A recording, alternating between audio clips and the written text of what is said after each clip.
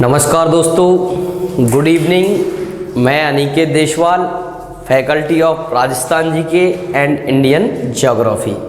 देखिए दोस्तों, मैं हमारे YouTube channel target GK plus में आपका हार्दिक स्वागत करता हूं और मेरा सभी छात्र छात्राओं से निवेदन है कि अगर आप हमारी वीडियो देख रहे हैं तो ज़्यादा से ज़्यादा लाइक और सब्सक्राइब करें ताकि आने वाले हर चैप्टर की वीडियोज आप तक आसानी से उपलब्ध हो सकें। तो देखिए दोस्तों, सबसे पहले हम राजस्थान सामान्य ज्ञान की क्लासें लेकर आए हैं। तो राजस्थान के सामान्य ज्ञान को कई भागों में डिवाइडेड किया गया है, जैसे ज्योग्राफी, पॉलिटिकल, हिस्ट्री, कल्चर।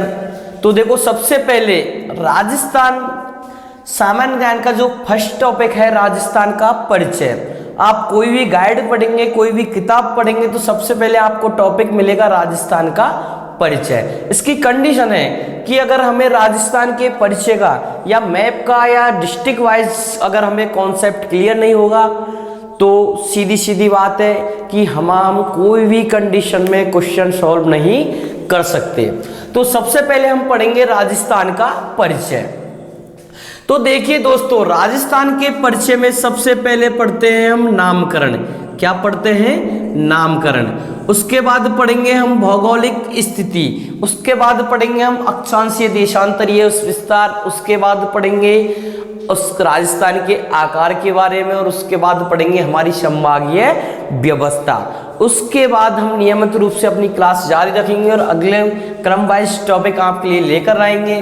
तो देखिए दोस्तों, सबसे पहले पढ़ रहे हैं हम राजस्थान का नामकरण। नामकरण का अर्थ है, जैसे मेरा नाम है अनिकेत, तो मेरे नाम का सर्वप्रथम उच्चारण किसने किया था? तो मेरे घर वालों ने किया होगा।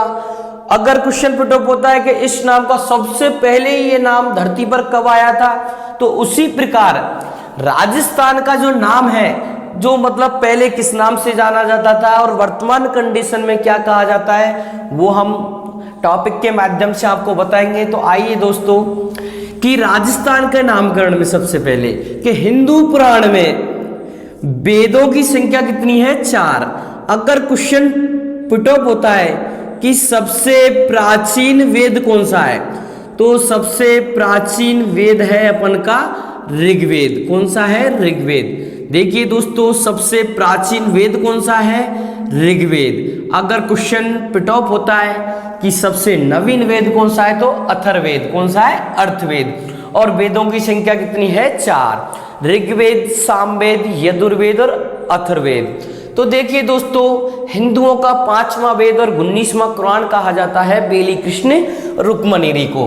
तो आइए दोस्तों, कि नामकरण में सबसे पहले देखो कि ऋग्वेद का नाम क्यों आया है, तो इसके बारे में हम चर्चा करते हैं कि सबसे प्राचीन वेद ऋग्वेद में राजस्थान को ब्रह्मवर्त कहा गया है। क्या कहा गया है? ब्रह्मवर्त। देखिए दोस्तों, क्वेश्चन पुट अप होगा कि राजस्थान को ऋग्वेद में किस नाम से जाना जाता था, तो ब्रह्मवर्त। अर्थात हम कह सकते हैं कि राजस्थान का जो ब्रह्मवर्त नाम है वो ऋग्वेद से प्राप्त हुआ है। अगर बात करें हम रामायण के समय की, तो रामायण के रचयिता कौन है? वाल्मीकि जी। कौन है? वाल्मीकि जी। अगर क्वेश्चन पुट अप होता है कि महाभारत के रचयिता कौन है, तो वेदव्यास। तो रामायण के रचयिता वाल्मीकि जी ने राजस्थान को मरुकांतर नाम दिया है। क्या दिया है? मरुकांतर।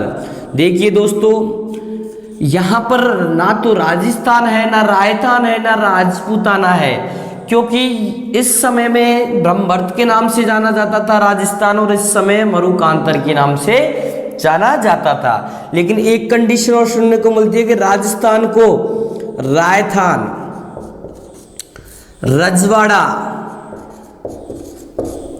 मरु प्रदेश, राजस्थान आदित्य, राजपूताना, मरुकांतर एवं अन्य कई नामों से जाना जाता है। अर्थात हम कह सकते हैं कि राजस्थान को रायतान, रजवाड़ा, मरु प्रदेश एवं अन्य कई नामों से जाना जाता है। राजस्थान का एक जिला है सिरोही। कौन सा जिला है? सिरोही। जिसमें सबसे ज्यादा जंगली मुर्गे पाए जाते हैं, कौन से जिले में? सिरोही। और राजस्थान का जो सबसे ऊंचा स्थान है माउंट आबू, वो भी किस जिले में है? सिरोही। तो राजस्थान का एक जिला है सिरोही, और सिरोही में स्थित एक खीमल माता का मंदिर था। अगर क्वेश्चन माताओं में से पूछा जाए कि खीमल माता का मंदिर किस जिले में है, तो सिरोही। अर्थात हम कह सकते हैं कि सिरोही जिले में खीमल माता के मंदिर में एक बसंतगढ़ शिलालेख था। कौन सा? बसंतगढ़ शिलालेख। बसंतगढ़ शिलालेख से नाम प्राप्त हुआ था हमें राजस्थानादित्य। अगर क्वेश्चन पूछा जाए कि राजस्थानादित्य हमें कहाँ से प्राप्त हुआ था, तो सिरोही में स्थित एक खीमल माता का मंदिर था और उसमें था बसंतगढ़ शिलालेख, और उस शिलालेख से हमें राजस्थान का नाम प्राप्त हुआ राजस्थानादित्य। अगर बात करें समय की, तो विक्रम संवत 682, अर्थात हम कह सकते हैं कि सिरोही जिले में खीमल माता के मंदिर में एक बसंतगढ़ शिलालेख था और उस शिलालेख से नाम प्राप्त हुआ राजस्थानादित्य। बताया जाता है कि सर्वप्रथम लिखित रूप से प्रमाण बसंतगढ़ शिलालेख से ही मिला था। तो उसके बाद देखो कि जो दास प्रथा है, तो दास प्रथा के बारे में भी जानकारी कहाँ से मिलती है? तो बसंतगढ़ शिलालेख से। क्वेश्चन पुट अप होगा कि दास प्रथा के बारे में जानकारी कहाँ से मिलती है, तो बसंतगढ़ शिलालेख से।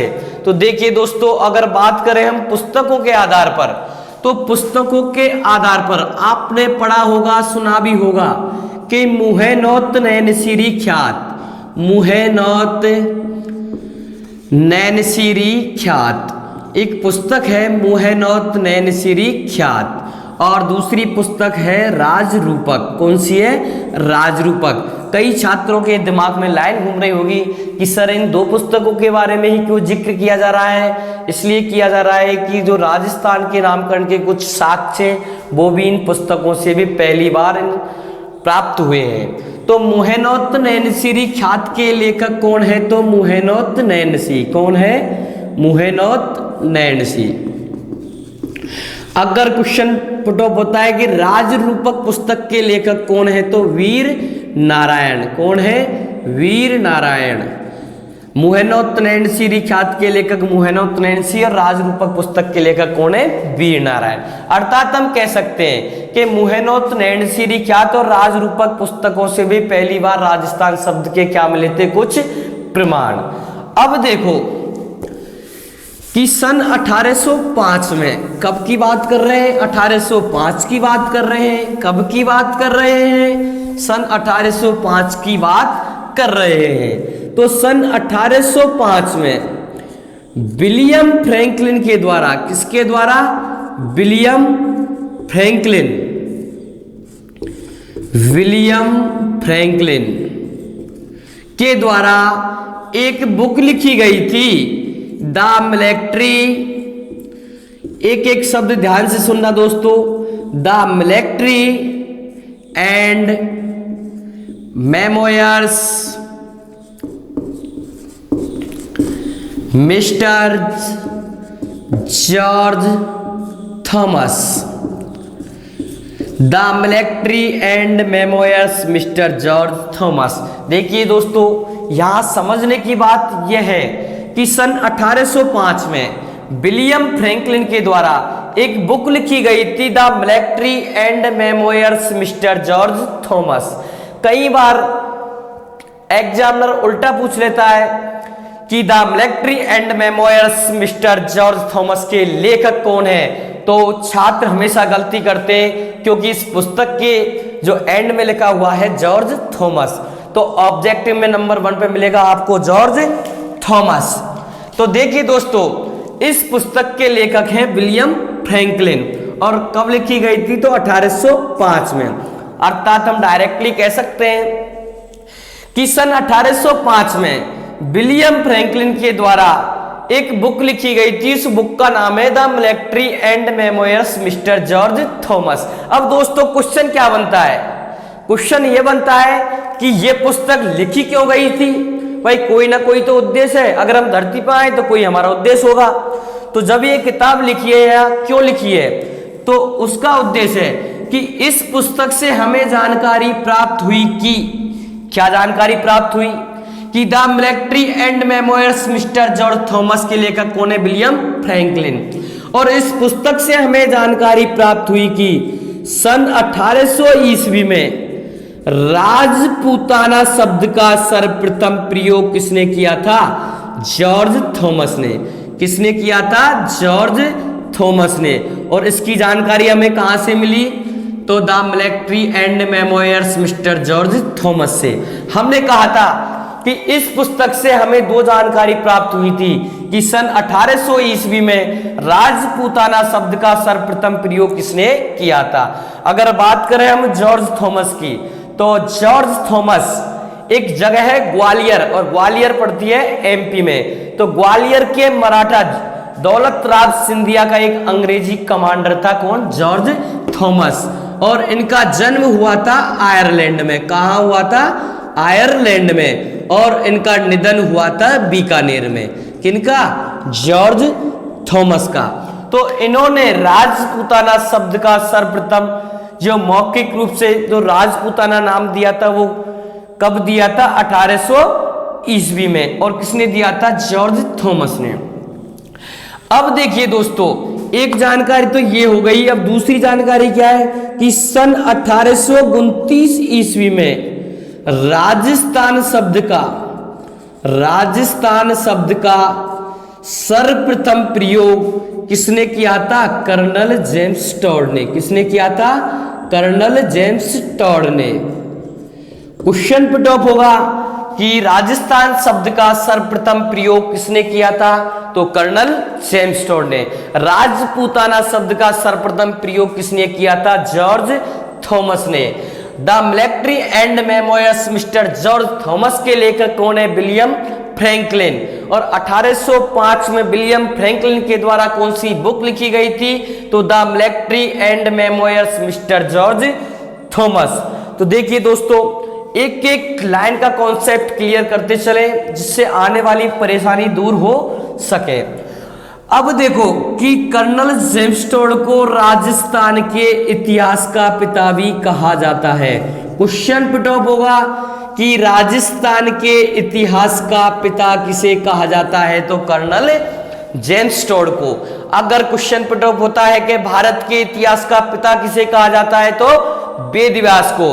और विश्व के इतिहास का पिता कहा जाता है हेरोडोटस को। तो देखिए दोस्तों, 1829 ईस्वी में राजस्थान शब्द का प्रयोग सर्वप्रथम कर्नल जेम्स टॉड ने किया था। इसलिए कर्नल जेम्स टॉड को राजस्थान के इतिहास का पिता भी कहा जाता है और इसे घोड़े वाले बाबा भी कहा जाता है। क्वेश्चन कई बार आ चुका है कि घोड़े वाले बाबा के नाम से किसको जाना जाता है? तो कर्नल जेम्स टॉड को। अब कर्नल जेम्स टॉड ने गुरु शिखर चोटी कहाँ है? सिरोही में। तो गुरु शिखर चोटी को कर्नल जेम्स टॉड ने कहा था संतों का शिखर। क्वेश्चन पुट अप होगा कि संतों का शिखर किसे कहा जाता है? तो गुरु शिखर चोटी को संतों का शिखर किसने कहा था? कर्नल जेम्स टॉड ने। लेकिन आबू पर्वत सिरोही को कहा था Hindu Columbus. Colonel James Tod को मेवाड़ रियासत का पॉलिटिकल एजेंट भी कहा जाता है। क्वेश्चन सीधा सीधा पूछा जाएगा कि मेवाड़ रियासत का पॉलिटिकल एजेंट किसे कहा जाता है? तो कर्नल जेम्स टॉड को। इन्हें घोड़े वाले बाबा भी कहा जाता है। इन्होंने गुरु शिखर चोटी को संतों का शिखर कहा, आबू पर्वत सिरोही को हिंदू कोलंबस कहा। और राजस्थान में जो भी अकाल पड़ते हैं, राजस्थान में बार बार पड़ने वाले अकालों को प्राकृतिक रोग की संज्ञा दी थी। और हमारी जो मिट्टी पाई जाती है, तो मिट्टी में जो रोग होता है उसको रोग को होने वाले रोग को क्षय रोग की संज्ञा दी थी कर्नल जेम्स टॉड के द्वारा। अब कर्नल जेम्स टॉड के द्वारा एक बुक लिखी गई थी, the annals and antiquities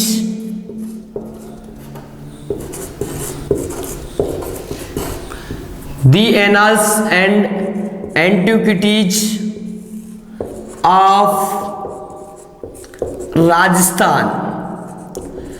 colonel James Tod के द्वारा एक बुक लिखी गई थी the annals and antiquities of Rajasthan.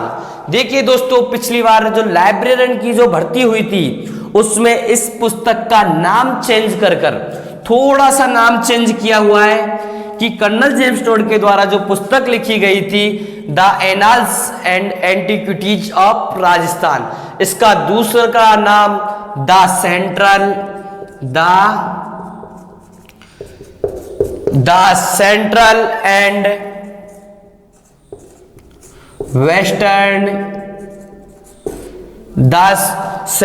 And western Rajputana of India. क्या नाम दिया था? The central of western Rajputana India. इसी पुस्तक का दूसरा नाम, जो पिछली बार लाइब्रेरियन की जो भर्ती हुई थी उसमें इस नाम को थोड़ा सा चेंज कर दिया गया था कि इस पुस्तक के लेखक कौन है, तो colonel James Tod. The central and western Rajputana of India, इस पुस्तक के लेखक कौन है, तो कर्नल जेम्स टोड। अगर क्वेश्चन पुट अप होता है कि the annals and antiquities of Rajasthan के लेखक कौन है, तो कर्नल जेम्स टोड। बताया जाता है इस पुस्तक को, कौन सी पुस्तक को, the annals and antiquity of Rajasthan को कर्नल जेम्स टोड के द्वारा इस पुस्तक को अपने गुरु जैनयति ज्ञानचंद, कौन है? जैनयति ज्ञानचंद को समर्पित कर दी थी। सीधा सीधा कह सकते हैं हम कि कर्नल जेम्स टोड के द्वारा अपनी पुस्तक को उनके गुरु थे जैनयति ज्ञानचंद के द्वारा समर्पित कर दी गई थी। अगर थोड़ा सा एग्जाम में थोड़ा घुमा के पूछे कि कर्नल जेम्स टोड के गुरु का नाम क्या है, तो जैनयति ज्ञानचंद। और देखिए दोस्तों, कर्नल जेम्स टोड की एक दूसरी पुस्तक का और नाम है जो है पश्चिम भारत की यात्रा। कर्नल जेम्स टोड के द्वारा दो बुक लिखी गई है, the annals and antiquity of Rajasthan, इसी का नाम है the central and western Rajput of India. पिछली बार एग्जाम में पूछी जा चुकी है तो ध्यान रहे। और इनकी दूसरी जो बुक है पश्चिमी भारत की यात्रा, कौन सी है? पश्चिम भारत की यात्रा।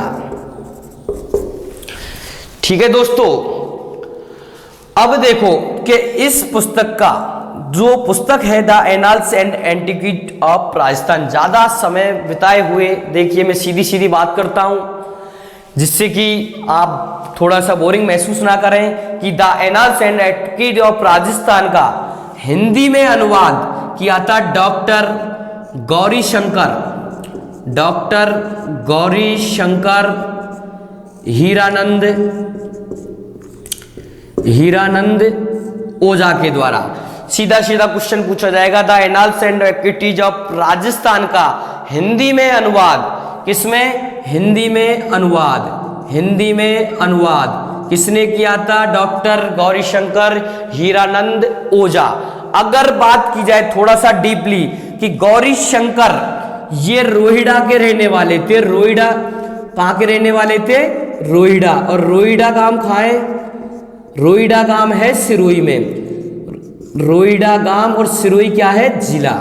तो डॉक्टर गौरीशंकर हीरानंद ओझा रोहिड़ा गांव सिरोही के रहने वाले थे और इन्होंने एक पुस्तक लिखी गई थी प्राचीन भारतीय लिपिमाला, और एक पुस्तक थी ने राजपूताना का इतिहास, ये गौरीशंकर हीरानंद ओझा के द्वारा लिखी गई थी। ये रोहिड़ा गांव सिरोही के रहने वाले थे।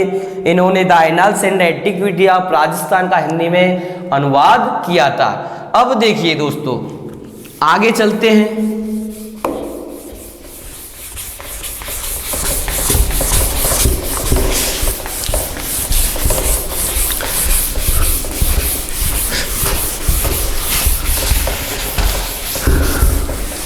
कि राजस्थान शब्द को औपचारिक रूप से मान्यता प्राप्त हुई थी 26 जनवरी 1950। सीधा सीधा क्वेश्चन पूछा जाएगा कि राजस्थान शब्द को औपचारिक रूप से मान्यता कब प्राप्त हुई थी? औपचारिक रूप से मान्यता प्राप्त हुई कब हुई थी? 26 जनवरी 1950। सीधा सीधा कह सकते हैं कि 26 जनवरी 1950 को राजस्थान शब्द को औपचारिक रूप से मान्यता प्राप्त हुई थी। अर्थात हम कह सकते हैं कि 1 नवंबर 1956 के दिन, 1 नवंबर 1956 के दिन राजस्थान अपने वर्तमान अस्तित्व में आया था। 1 नवंबर 1956 के दिन राजस्थान अपने वर्तमान अस्तित्व में आया था।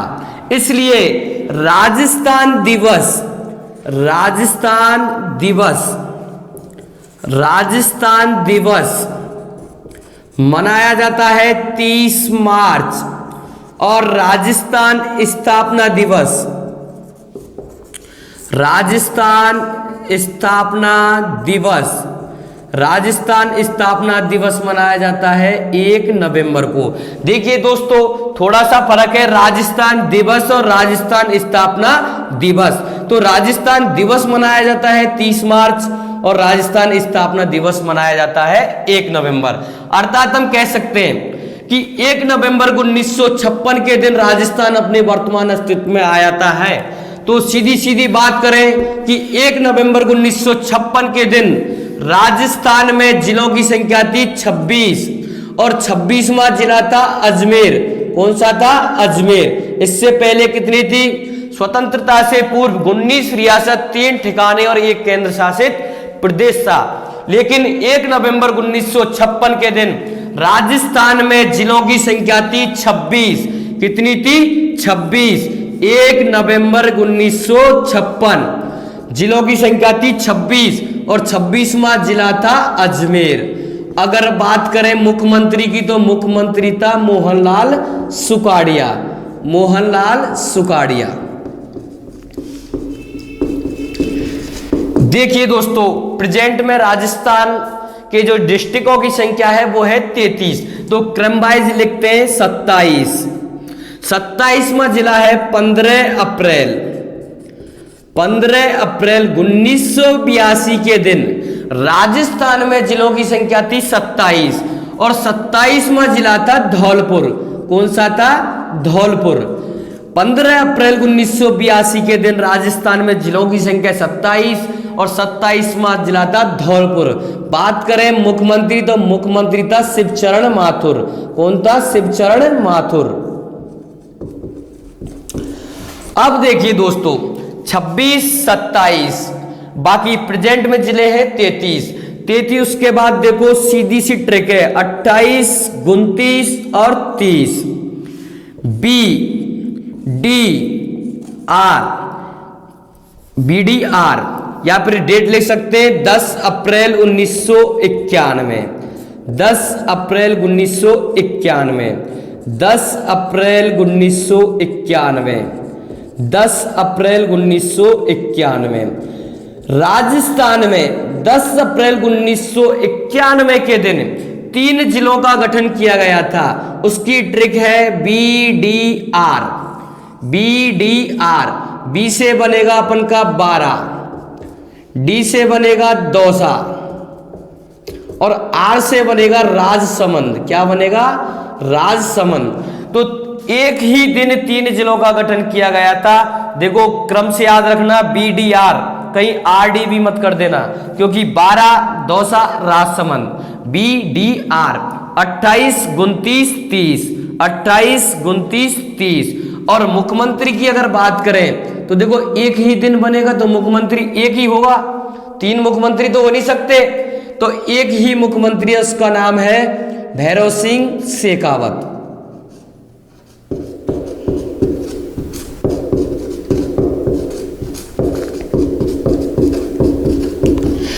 अब देखिए दोस्तों, बोर्ड पर आ चुके हैं 30 जिले। कितने? 30। और बाकी शेष कितने हैं? 3। तो 31। 31वां जिला 12 जुलाई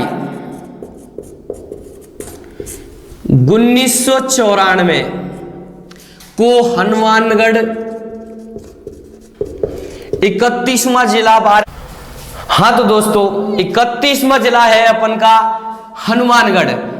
12 जुलाई 1994 के दिन 31वां जिला बनकर तैयार हुआ हनुमानगढ़। उसके बाद देखो 32वां जिला 32वां जिला 19 जुलाई 1997 के दिन राजस्थान का 32वां जिला बनकर तैयार हुआ करौली। कौन सा? करौली। और मुख्यमंत्री है भैरव सिंह शेखावत। देखिए दोस्तों, मुख्यमंत्री का एक सीधी बात है कि पहले नंबर पर जो 26वां जिला है उसमें मोहनलाल सुखाड़िया, सेकंड नंबर पर धौलपुर शिवचरण माथुर। मेरा कहना है कि अगर आपको तुक्कमबाजी करनी है तो सबसे ज्यादा जो जिलों में मुख्यमंत्री है वो है भैरव सिंह शेखावत जी। तो अगर आपको तुक्कमबाजी करनी है तो सबसे ज्यादा भैरव सिंह शेखावत, क्योंकि 3 या 4-5 जिलों में मुख्यमंत्री है भैरव सिंह शेखावत जी। अब देखो कि जी लास्ट का 33वां जिला है। कौन सा? 33वां जिला। 33वां जिला है अपन का 26 जनवरी 2008 और मुख्यमंत्री है हमारी राजस्थान की एकमात्र महिला मुख्यमंत्री वसुंधरा राजे। कौन? वसुंधरा राजे सिंधिया। जो वसुंधरा राजे सिंधिया। और राजस्थान का 33वां जिला है प्रतापगढ़। प्रतापगढ़ जिला राजस्थान का जो 33 जिलों में जो 33वां स्थान है वो है प्रतापगढ़ का। ये 5 तहसीलों को मिलाकर राजस्थान का 33वां जिला गठित किया गया था, उसका नाम है प्रतापगढ़। देखिए दोस्तों, बिना टाइम गवाए हम आपको अगली वीडियोज में मिलते हैं और बहुत ही शानदार मैटर लेकर आएंगे अगली वीडियो में। नमस्कार दोस्तों।